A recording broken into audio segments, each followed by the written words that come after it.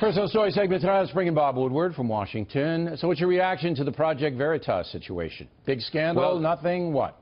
Well, the evidence looks shaky at this point, but strange things happen. Watergate, Bill Clinton and Monica Lewinsky, a server for the Secretary of State for 4 years, all of her emails. So you've got to look at it. At the Post, we have a reporter looking at it, but you see these snippets of conversation, jiggly cameras, and it's not clear. Yeah, they're not pros. And as I pointed out when we first reported this last night, there are 40 hours of tape.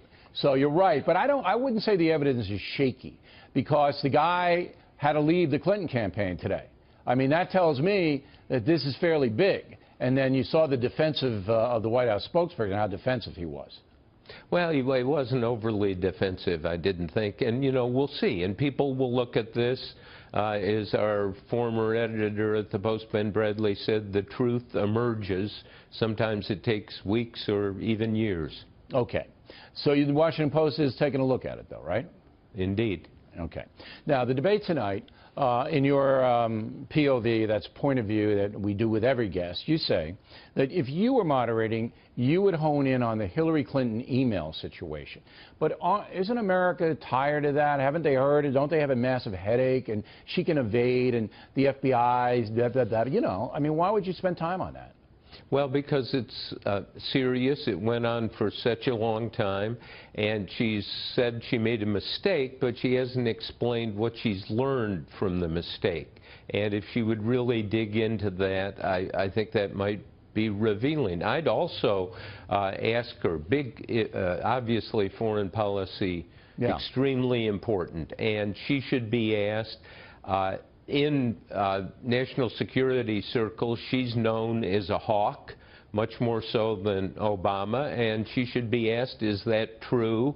Why? And what would you now do in Syria? Well, she said, though, she wouldn't put any American troops on the ground. But here's an interesting question. But that's a phony also, because there are all kinds of special forces there on the ground, and they are troops on the ground. Well, there's 5,000 troops back in Iraq. 5,000 troops in Mosul right now, and they don't have any agreement with the Iraqi government, which is the excuse that Clinton and Obama give for pulling all the troops out in 2011. Oh, they wouldn't give us a status of forces agreement so they could prosecute American troops. We got 5,000. We don't have any agreement with them. Yeah, so it was just a bunch of bull.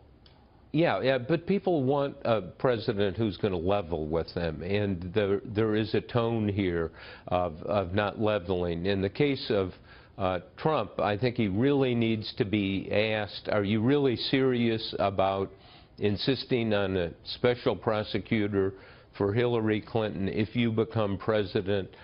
In my view, having done this with 8 presidents, that's really Nixon. What Nixon did, he converted the presidency to an instrument of personal revenge, and that sounds like what Trump is proposing. Well, but Trump will defend himself, saying that he doesn't believe the investigation was clean, and many people agree with him, particularly people on his side in the Republican Party. And lots of people, presumably in law enforcement, that's fine. But for a presidential candidate to get up there and say, I'm going to get a special prosecutor on you, that is crossing a boundary. I think you're giving Trump a server, though. I mean, if you ask him that question, you think it's a negative for him? I think it's a positive. I think he'd wail on that all day long. Yeah, but he'd nail her right to the wall with that. Didn't you do a little stomach dance when you heard that really is a banana republic? You don't think so? No, I do. I mean, I got a stomach rumble when I found out that James Comey, the FBI director, really didn't do what he should have done. That's when my stomach rumbled, not when Trump said that. All right, I want to just divert a little bit.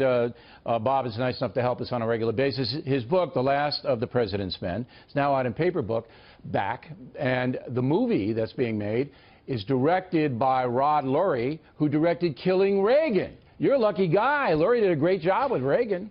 Yeah, Killing Reagan on the National Geographic Channel. My wife Elsa and I watched this. It's spectacular. I mean, it has a momentum to it.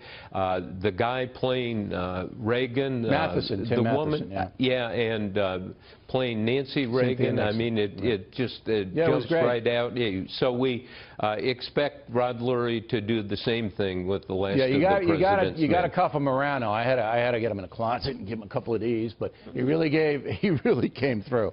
All right, the book is The Last of President's Men, now in paperback. I finally able to say that. Bob, we always appreciate it. Thank you. Thank you.